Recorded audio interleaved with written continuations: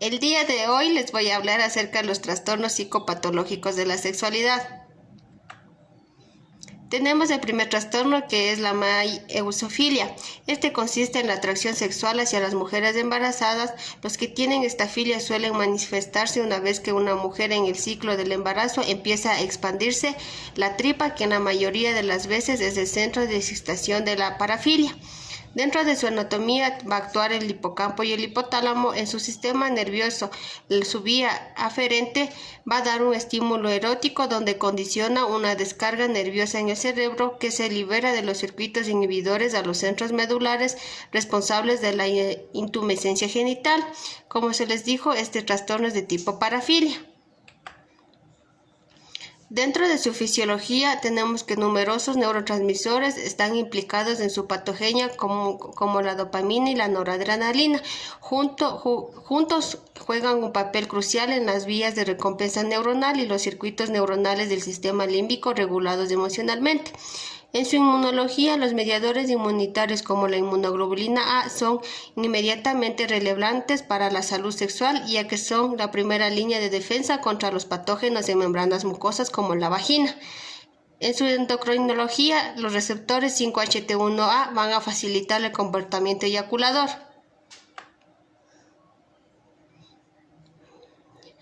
Tenemos el pigmalionismo. El concepto es que se designa una anomalía sexual en que existe atracción por un cuerpo esculpido, el cual llega a producir las mismas reacciones que un cuerpo vivo. Desde la antigüedad, numerosas fuentes se han referido al deseo amoroso que despiertan ciertas esculturas. Dentro de su anatomía va a actuar el sistema límbico, lo cual está estrechamente vinculado con otra zona del cerebro interno que a su vez parece estar ampliamente relacionado con la sexualidad. Se trata del hipotálamo, que también está implicado en la esfera de los instintos e incluso se ha descrito el área del placer. En su sistema nervioso, la vía aferente da la estimulación a la amígdala. En los modelos animales aumenta el rendimiento sexual mientras desencadena respuestas. Este trastorno es de tipo parafilia. En su fisiología, la estimulación de catecolaminérgicas de la amígdala y el hipotálamo aumentan el comportamiento emocional y sexual. En su inmunología, los neuroesteroides tienen un efecto neuroprotector en las enfermedades neurodegenerativas. En su endocrinología, la quipspetina mejora la actividad límbica del cerebro, específicamente en la respuesta a estímulos sexuales. Tenemos la gamaltofilia. Esta es una parafilia que consiste en sentir atracción sexual por los maniquíes y las estatuas o también por algunos objetos inanimados. En su anatomía va a actuar el sistema límbico. En el sistema nervioso, su vía aferente va a dar la estimulación del hipotálamo y la amígdala. En los modelos animales aumenta el rendimiento sexual mientras desencadena respuestas emocionales violentas, y como ya les dije, es de tipo parafilia este trastorno. Dentro de su fisiología tenemos la presencia de vías cerebrales que descendentes hacia los centros de erección y eyaculación espinal, donde indican que el cerebro tiene un efecto excitador o inhibidor sobre estos procesos. Dentro de su inmunología, los neuroesteroides tienen un efecto neuroprotector en las enfermedades neurodegenerativas. En la endocrinología, este trastorno principalmente está dada por las hormonas esteroides gonadales, como es el estrógeno en las mujeres y la testosterona en los hombres, que desempeñan un papel importante en el control del comportamiento. Tenemos la clismafilia. Es una parafilia que consiste en recibir o tener una menor frecuencia, donde ponen enemas mientras se realizan juegos sexuales o el mismo acto sexual. Su práctica va acompañada en la mayor parte de los casos de formas fetichistas, utilizando cánulas y otros elementos para su mayor estimulación anal. En su anatomía tenemos que van a actuar las estructuras límbicas y la región perianal. En el sistema nervioso, su vía aferente va a dar la estimulación del hipotálamo, provocando reacciones de excitación y desinhibición que aumentan la actividad sexual, y este trastorno es de tipo parafilia. Dentro de su fisiología tenemos que va a estar dado a la abundancia de terminaciones nerviosas sensoriales, el anal y el perineal. Las zonas son altamente sensibles a la estimulación táctil. La manipulación de estas zonas puede producir una considerable excitación erótica. En su inmunología, las mujeres que practican sexo presentan niveles significativamente más altos de las células T. En su endocrinología, los niveles de ST-ACTH significativamente son más altos en comparación con los voluntarios sanos. Tenemos la tripofilia. Este se refiere a la expresión comportamental de la sexualidad en la que existe gusto por tocar a otros o ser tocado. En su anatomía van a actuar las reestructuras límbicas y la región genital. En el sistema nervioso, la vía aferente va a dar la estimulación del hipocampo, provocando reacciones de excitación y desinhibición que aumentan la actividad sexual.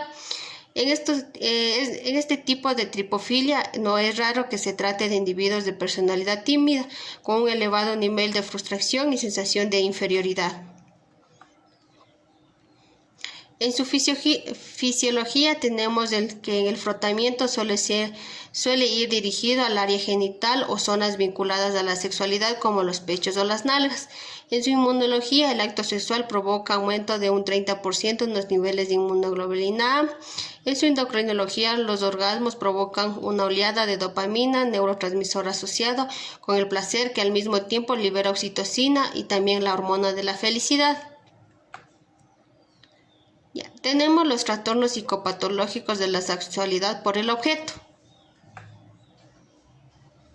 Tenemos al acomoclitismo. Se define como la excitación sexual al observar los genitales depilados. En esta anatomía tenemos que el lóbulo frontal está coadyuvado del sistema límbico. En su sistema nervioso va a dar que la ansiedad a un trauma emocional precoz interfiere como el desarrollo psicosexual. Dentro del tipo vamos a tener la pubefilia, proviene de la gran clasificación de las parafilias. En su fisiología, la amígdala es el principal núcleo de control de emociones, sentimientos y de ciertas conductas de atracción sexual. En su inmunología, estos individuos presentan alteraciones de las conexiones neuronales entre la amígdala y el lóbulo. En su endocrinología, aproximadamente el 74% está relacionado a niveles hormonales. El porcentaje restante se relaciona a signos neurológicos que pueden esperar o ser específicos. La asfixiofilia es una conducta que consiste en un método no habitual para aumentar la excitación y los orgasmos a través del estrangulamiento gradual y controlado para disminuir el oxígeno. En su anatomía se va a dar la afectación del lóbulo temporal. En su sistema nervioso, la alteración del manejo de los impulsos básicos del sexual y el agresivo, tendencia a la sexualidad agresiva de manera compulsiva e inconsistente. Los tipos, tenemos que va a ser de trastorno parafílico, un trastorno de masoquismo sexual, se va a dar una asfixia erótica y una asfixia autoerótica. Dentro de su fisiología tenemos que la corteza singular anterior regula una amplia gama de funciones, tales como la presión sanguínea, el ritmo cardíaco y las funciones cognitivas. En su inmunología, por acción de citoquinas proinflamatorias, tienden a haber una mayor posibilidad de desgaste y darse una alteración estructural y funcional de la corteza singular anterior. En su endocrinología, la liberación extra de adrenalina cuando el organismo se encuentra en situaciones de amenaza van aumentando la intensidad del acto del orgasmo. Tenemos la formicofilia. Es la práctica de obtener placer sexual del andar y picotear de las hormigas. Los que poseen esta condición disfrutan de que las hormigas caminen sobre sus genitales, incluso de que entren sus orificios hasta alcanzar ellos el orgasmo. En su anatomía se va a dar la afectación de la corteza frontal, en donde es el sitio de mayor respuesta a imágenes parafílicas, lo cual está ubicado en la región frontal izquierda. En su sistema nervioso se va a dar los trastornos psicopexuales y cambios psicofisiológicos que alteran el ciclo completo de la respuesta sexual. Este trastorno es de tipo trastorno parafílico formicofilia. En su fisiología tenemos que dicha atracción se debe a una consecuencia de un proceso psicológico inconsciente. En su inmunología no está relacionado actualmente, no existe información que confirme su desarrollo o su trastorno. En su endocrinología se va a dar la liberación de la dopamina excesivamente tras estimulación por parte de las hormigas. La espermatofagia no es otra cosa que la excitación producida por la ingesta de semen. En su anatomía se va a dar a nivel del hipotálamo, donde encontramos una variedad de núcleos, entre las cuales se recalca el núcleo sexual dismorfóbico. En el sistema nervioso, el hipotálamo es un termostato del organismo donde a través del núcleo supraventricular es responsable de la regulación de los niveles de placer y satisfacción sexual. Dentro de sus tipos tenemos que es un trastorno parafílico, espermatofagia. Dentro de su fisiología entendemos que el hipotálamo provee funciones de coordinación de la conducta sexual y no sexual, y en su inmunología no se ha encontrado mayor asociación. En su endocrinología se cree que una de las 3 vías de neurotransmisores del hipotálamo, es decir, la vía noradrenérgica, se ve alterada. El tialinismo es una extraña palabra que significa exceso de salivación. Aunque cualquier persona puede padecer tialismo, es bastante habitual entre las mujeres embarazadas, especialmente durante el primer trimestre. En su anatomía, las glándulas salivales se encuentran en la cavidad. Muchas de las son glándulas macroscópicas y glándulas microscópicas. En su sistema nervioso, la regulación de la secreción salival se cree que es exclusivamente nerviosa y también se da exclusivamente por estimulación del sistema parasimpático. Dentro de sus tipos tenemos que el tialismo anterior se da por la saliva que se derrama por incontinencia por las comisuras de la boca, y el tialismo posterior es el flujo de saliva que va desde la lengua a la faringe. En su fisiología tenemos que el aumento de la salivación se va a encontrar en circunstancias fisiológicas, en erupción dental, embarazo, estímulos gustativos o sensoriales o en procesos diferentes. En su inmunología, cuando el factor es inmunológico, una de las posibles causas son las reacciones cutáneo-mucosas mediadas por la inmunoglobulina E.